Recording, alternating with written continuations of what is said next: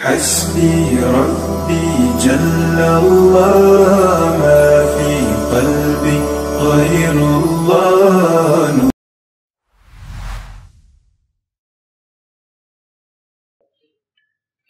نبی کریم صلی اللہ علیہ وسلم کو ان کی مبارک زندگی میں 3 مرتبہ یہودیوں نے قتل کرنے کی کوشش کی، جس میں ناکام ہو گئے۔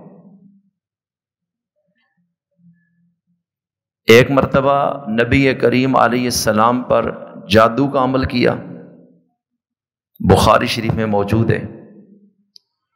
لبید بن عاصم یہودی نے یہ کیا، کروایا بھی یہودیوں نے، اور ان کا مقصد تھا یہ شخص مر جائے۔ اللہ تعالیٰ نے آپ صلی اللہ علیہ وسلم کو ان کے اس وار سے بھی محفوظ کر لیا۔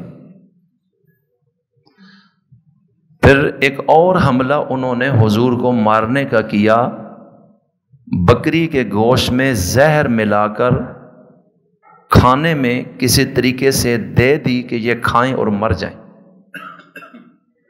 یہ واقعہ ابھی بخاری شریف میں موجود ہے۔ نبی کریم صلی اللہ علیہ وسلم کے ساتھ ایک صحابی اس کھانے میں تھے، انہوں نے لقمہ پہلے ڈالا، زہر اتنی سخت تھی کہ وہ صحابی فوت ہو گئے۔ آپ صلی اللہ علیہ وسلم نے جو ہی اپنی زبان مبارک پر وہ لقمہ لگایا تو یکدم گوشت سے اللہ نے آپ کو یہ آواز دے کر اطلاع کر دی، آپ نے واپس کر دیا۔ لیکن معمولی اس کا جو اثر زبان پر آیا، اس کی وجہ سے بھی آپ تکلیف میں رہے، اور اللہ تعالیٰ نے آپ کو ان کے اس زہر والے وار سے وقتی طور پر قتل کرنے سے ہونے سے بچا لیا۔ اور آپ صلی اللہ علیہ وسلم جب بیمار ہوئے، 14 دن جس بیماری میں انتقال ہوا، سخت ترین بخار تھا، اور آپ علیہ السلام نے ام المؤمنین سیدہ عائشہ صدیقہ رضی اللہ عنہا سے فرمایا کہ خیبر کے موقع پر ان یہودیوں نے کھانے میں جو زہر دیا تھا، معمولی سا میری زبان پہ جو لگا، اس کا اثر آج بھی جسم میں ہے، اور لگتا یہ ہے کہ اسی کی وجہ سے میری رگ حیات کٹ رہی ہے۔ اور آپ علیہ السلام شہادت حکمی کے طور پر دنیا سے شہید کی موت کے ساتھ رخصت ہوئے۔ اور اسی طرح ایک تیسرا موقع تھا جس کا اشارہ قرآن کریم میں موجود ہے۔ ان یہودیوں نے منافقوں کے ذریعے ایک مسجد بنوائی، اور منافق ظاہراً تو کلمہ گو تھے، مسلمانوں کی جماعت میں اٹھتے بیٹھتے تھے۔ نبی کریم صلی اللہ علیہ وسلم سے آ کر عرض کرنے لگے کہ ہم نے اپنے محلے میں ایک مسجد بنائی ہے بیماروں، بوڑھوں، کمزوروں کے لیے، کہ جو مسجد نبوی تک آ نہیں سکتے، فاصلہ زیادہ ہے،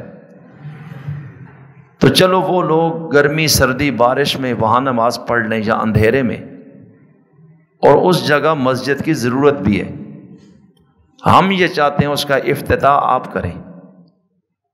اور اس وقت نبی کریم علیہ السلام،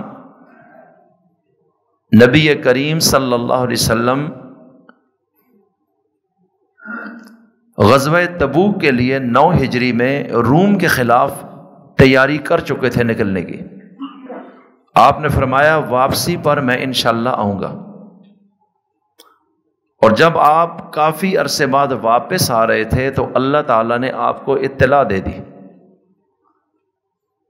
کہ یہ جو مسجد ہے یہ مسجد تقوی نہیں، یہ مسجد ضرار ہے، یہ مسلمانوں کے خلاف ایک مورچہ بنایا گیا ہے، اور مسلمانوں کو ضرر اور نقصان پہنچانے کے لیے ایک اڈا قائم کیا گیا ہے۔ ظاہراً مذہب کو ٹچ دیا گیا ہے، اصل میں مشن اور ہے۔ یہ مسجد انہوں نے بنائی، نام مسجد کا ہے، لیکن اس میں یہ کیا کریں گے؟ پارہ نمبر 11 میں اللہ تعالیٰ نے وحی اتار کر نبی کریم علیہ السلام کو مطلع فرما دیا، والذین اتخذوا مسجدا ضرارا صادا لمن حارب اللہ ورسولہ، جو لوگ اللہ اور اس کے رسول سے جنگ کرتے ہیں، یہ ان لوگوں نے ان کے لیے ایک قلعہ بنایا ہے۔ اس لیے اللہ تعالیٰ آپ کو اجازت نہیں دیتا کہ آپ وہاں جائیں۔ اب ان کا پروگرام کیا تھا کہ حضور جب آئیں گے گیٹ سے جو ہی انٹر ہوں گے، اوپر کی طرف ایک بندہ بہت بڑا پتھر دے کر بٹھایا ہوا تھا، رکھ کر چٹان، کہ جو ہی ان کی انٹری ہوگی تم نے اوپر سے اس کو دھکا دے کے نیچے تاکہ ان کے سر پر لگے اور جگہ پہ مر جائے۔ آپ نے صحابہ کو بھیجا کہ جا کر اس کی اینٹ کو اکھاڑ دو، عمارت گرا دو اور جلا دو۔ اس لیے میں عرض کرنا چاہتا ہوں کہ یہ یہودیوں نے ہر حربہ کیا ہے اللہ کے رسول علیہ السلام کو قتل کرنے کا۔ آج جو منافق قسم کے مسلمان ہیں، ان کے دماغ میں یہ بات چلتی اور بولتے ہیں، اور جی کیا ضرورت تھی ان کو ان پہ حملہ کرنے کی، خواہ مخواہ اپنے لیے مشکل پیدا کر دی۔ رسول کریم نے تو کبھی بھی ان پہ حملہ نہیں کیا، ان کے خلاف کیوں کرتے تھے؟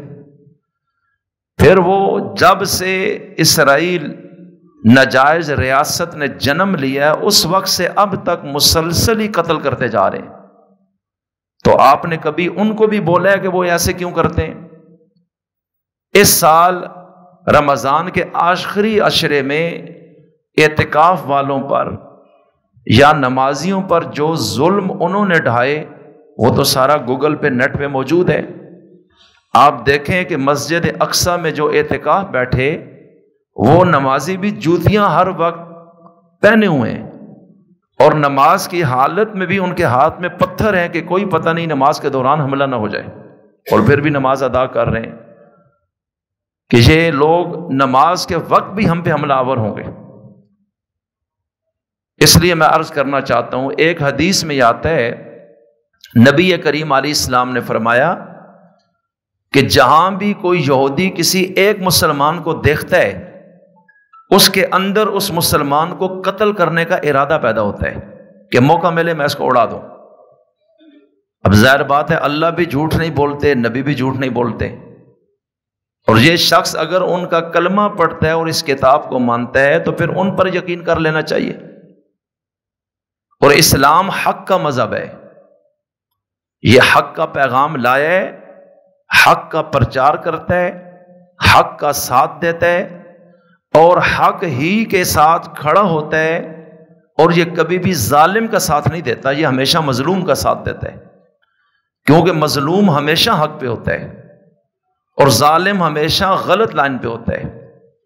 آپ دیکھ لیجئے مکہ مکرمہ میں غلاموں پر ظلم تھا، اسلام غلاموں کے ساتھ کھڑا ہوا۔